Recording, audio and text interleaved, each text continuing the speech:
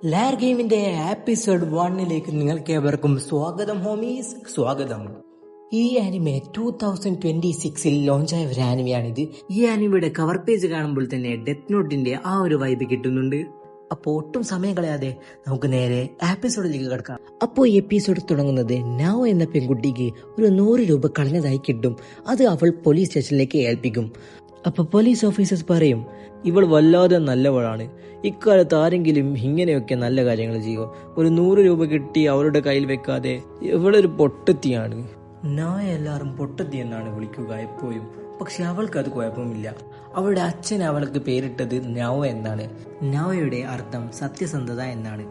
എന്നിട്ട് അവൾ അവളുടെ വീട്ടിലെത്തിയപ്പോൾ അവൾ അവിടെ ഒരു പാർസൽ കാണും.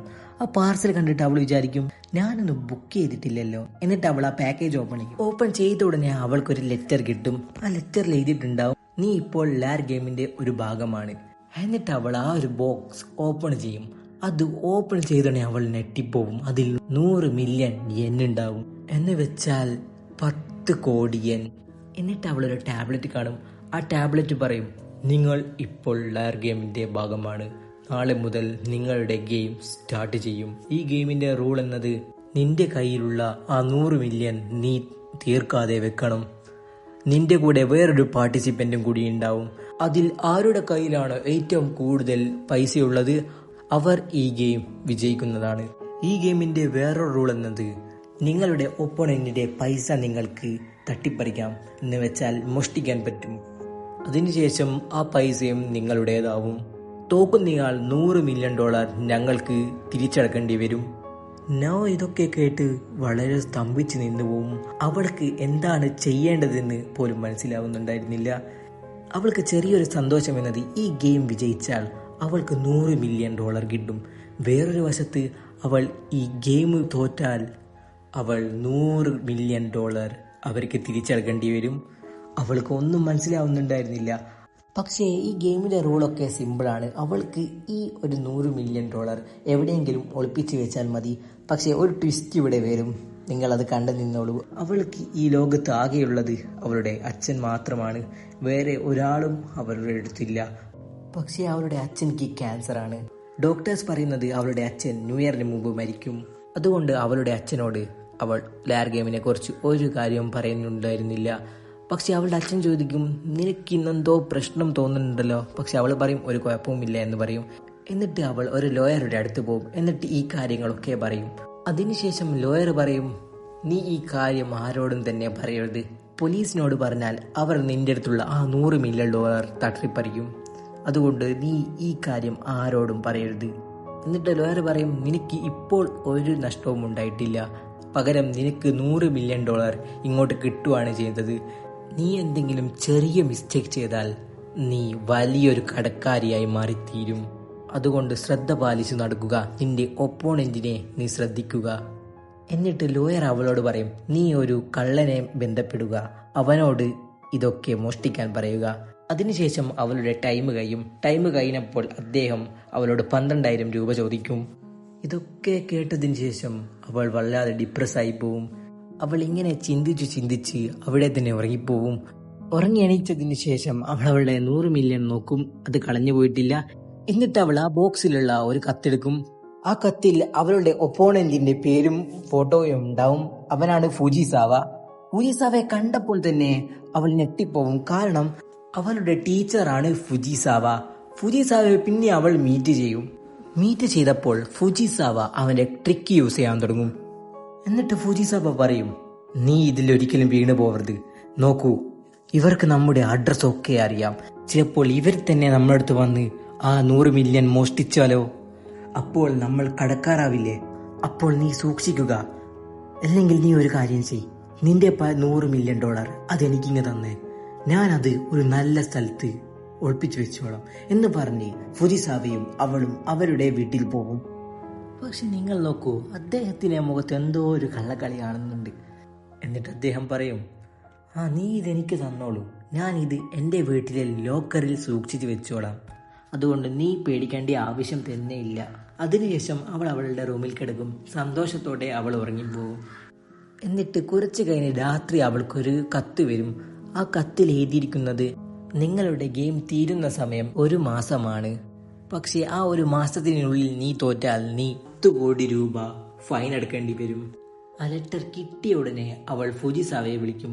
ഫുജിസാവയോട് പറയും, എനിക്ക് ഇങ്ങനെ ഒരു ലെറ്റർ വന്നിട്ടുണ്ട്, ഞാൻ ഇനി എന്ത് ചെയ്യും? അപ്പോൾ ഫുജിസാവ പറയും, നീ ഒന്നും ചെയ്യണ്ട, പൈസ എൻ്റെ അടുത്ത് സേഫാണ്. പിറ്റേ ദിവസം രാവിലെ അവൾ ഫുജിസാവയുടെ വീട്ടിൽ പോവും. അവിടുന്ന് അവൾ ഫുജിസാവ ആരോടെയോ സംസാരിക്കുന്നതായി കേൾക്കും. അപ്പോൾ അവൾ അത് കേൾക്കുമ്പോൾ ഫുജിസാവ ഇങ്ങനെ പറയുന്നുണ്ട്, ഞാൻ ആ മണ്ടിയെ ചതിച്ചു, അവളുടെ എല്ലാം എനിക്ക് കിട്ടി, ആ 100 കോടി രൂപ ഇപ്പോൾ എനിക്ക് സ്വന്തമായി. ഇതൊക്കെ കേട്ട് നിന്ന് നാവു വല്ലാതെ വിഷമിച്ചു പോയി. എന്നിട്ട് അവൾ പറഞ്ഞു, ഞാൻ എന്തിനെ അവനെ വിശ്വസിച്ചു. എന്നിട്ട് അവൾ ആ ലോയർ പറഞ്ഞ വാക്കുകൾ ഓർമ്മിച്ചെടുക്കുന്നു. നിനക്ക് ഇതൊക്കെ ഒരു കള്ളനെ കൊണ്ട് ചെയ്യിപ്പിക്കാം. അങ്ങനെ അവൾ വെബ്സൈറ്റിൽ കള്ളന്മാരെ തപ്പുന്നു. എന്നിട്ട് അവൾക്കൊരു കള്ളനെ കിട്ടി. ആ കള്ളന്റെ പേരാണ് അക്കിയാമ. അക്കിയാമ നാളെ ജയിലിൽ നിന്ന് പുറത്തു വരും. അപ്പോൾ അതിനുവേണ്ടി അവൾ കാത്തിരിക്കുന്നു. പിറ്റേ ദിവസം അക്കിയാമ പുറത്തു വീഴുന്ന സമയം കുറെ റിപ്പോർട്ടേഴ്സ് അവിടെ നിൽക്കുന്നുണ്ടാവും. അവനിക്ക് വേണ്ടിയാണ് എല്ലാവരും വെയിറ്റ് ചെയ്തിരിക്കുന്നത്. എന്നിട്ട് ഒരു കള്ളൻ അതിലെ പുറത്തു പോവും. എന്നിട്ട് റിപ്പോർട്ടേഴ്സ് പോലീസ് ഓഫീസറിനോട് ചോദിക്കും, അക്കിയാമ എവിടെ? അപ്പോൾ പോലീസ് ഓഫീസർ പറയും, ഈ പോയ ആളാണ് അക്കിയാമ. അക്കിയാമക്ക് വേഷം മാറാനുള്ള കഴിവുണ്ടെന്ന് നിങ്ങൾക്കറിയില്ലേ? എന്നിട്ട് റിപ്പോർട്ടേഴ്സ് അവന്റെ പിറകിലൂടെ ഓടും. പക്ഷെ അവർക്ക് അറിയുന്നുണ്ടായിരുന്നില്ല അക്കിയാമ അവന്റെ ഒരു ഓഫീസറിന്റെ വേഷം മാറി അവിടെ നിൽക്കുകയാണെന്ന് അവർക്ക് അറിയുന്നുണ്ടായിരുന്നില്ല. അപ്പോൾ നാവോ അവനെ കാണാൻ ഓടും. എന്നിട്ട് നാവോ അറിയാതെ ഒരാളോട് തട്ടി വീണു പോവും. ആ വീണ ആളെ നാവോ നോക്കുമ്പോൾ അതാണ് അക്കിയാമ. എന്നിട്ട് നാവോ ചോദിക്കും, ഹേയ് മിസ്റ്റർ, നിങ്ങളല്ലേ അക്കിയാമ? അപ്പോൾ അക്കിയാമ പറയും, ഞാനൊന്നുമല്ല അക്കിയാമ, നിനക്ക് തെറ്റിപ്പോയി. എന്നിട്ട് നാവോ പറയും, എനിക്കറിയാം നീ എന്നെയാണ് അക്കിയാമ എന്ന്, പ്ലീസ് എന്നെ സഹായിക്കൂ, എന്നെ $100 മില്യൺ ഒരാൾ കട്ടു. എന്നിട്ട് അക്കിയാമയുടെ പിറകിൽ തന്നെ അവൾ ഉണ്ടാവും. അക്കിയാമ പോകുന്ന സ്ഥലത്ത് എല്ലാം ഇവൾ പോയി നിൽക്കും. എന്നിട്ട് അക്കിയാമ ചോദിക്കും, നിനക്ക് എന്താണ് വേണ്ടിയത്? അപ്പോൾ അവൾ പറയും, പ്ലീസ് എന്നെ സഹായിക്കൂ. എന്നിട്ട് അക്കിയാമ പറയും, നീ ഈ റെസ്റ്റോറൻറ്റിന്റെ മുൻപിൽ നിൽക്കൂ, ഞാൻ എൻ്റെ ബാഗ് വെച്ചിട്ട് വരാം. അങ്ങനെ കുറേ സമയം കഴിഞ്ഞു, അവൻ വന്നിട്ടില്ല. പക്ഷേ അവൾ അവനെയും കാത്ത് അവിടെ നിന്നു. എന്നിട്ട് അക്കിയാമ നോക്കുമ്പോൾ അവളതാ അവിടെ. എന്നിട്ട് അക്കിയാമ പറയും, ഇവൾ എല്ലാവരെയും വേഗം തന്നെ വിശ്വസിക്കും, അതുകൊണ്ടാണ് അവളുടെ പൈസയും നഷ്ടമായത്. എന്നിട്ട് 2 പൊട്ടന്മാർ ഇവളുടെ അടുത്ത് വന്ന് പറയും, നീ ഞങ്ങളുടെ റൂമിലേക്ക് വാ, ഞങ്ങൾ നിന്നെ നല്ലവണ്ണം നോക്കിക്കോളും.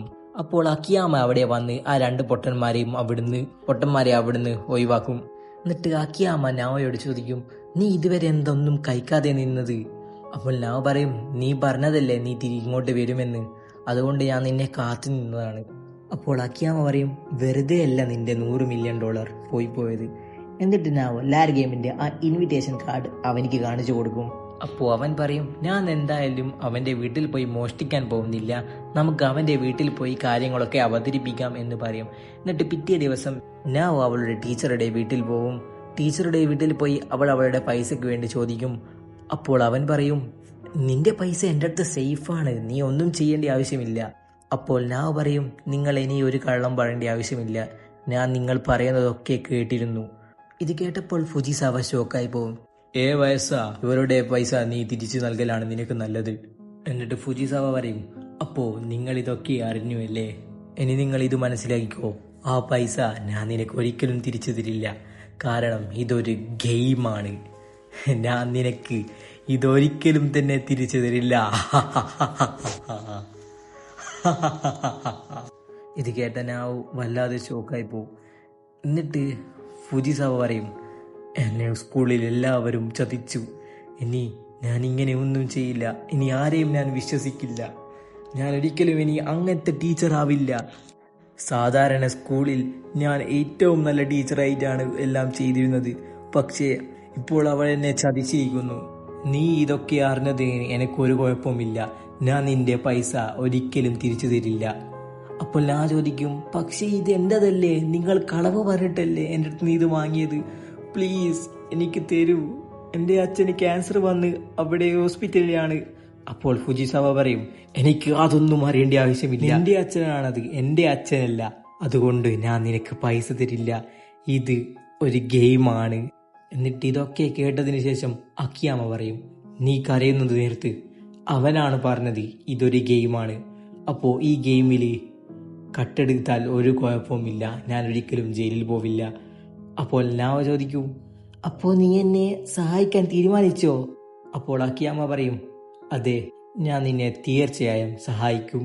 എന്നിട്ട് നാവ പറയും, നീ ഒരു നല്ല മനുഷ്യനാണല്ലോ, പിന്നെ നീ എന്തിനാണ് ജയിലിൽ പോയത്? എന്നാൽ നിന്റെ പ്ലാനൊന്നും എനിക്ക് പറഞ്ഞതാ, നമുക്ക് നോക്കാം.